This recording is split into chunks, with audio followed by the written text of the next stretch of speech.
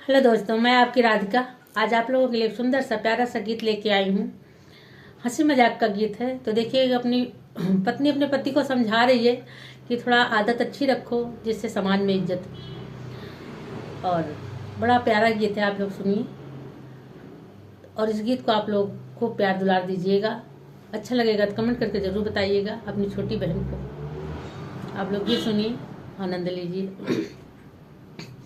सैया आदत के कौनो दवाई नहीं बा, सैया आदत के कौनो दवाई नहीं बा, दवाई नहीं बा हो दवाई नहीं बा, सैया आदत के कौनो दवाई नहीं बा।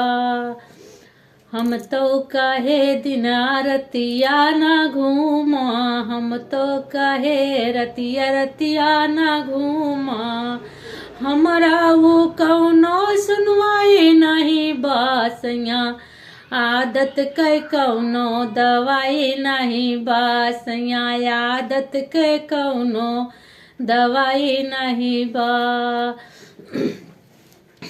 बतिया तो करे अरबो यो खरबो के, बतिया तो करे अरबो यो खरबो के, फूटी कौड़ू के कौ कमाई नहीं बास, पिया आदत के कौनो दवाई नहीं बा, फूटी कौड़ी के कौ कमाई नहीं बा, पिया आदत के कौनो दवाई नहीं, पिया आदत के कौनो दवाई नहीं बा।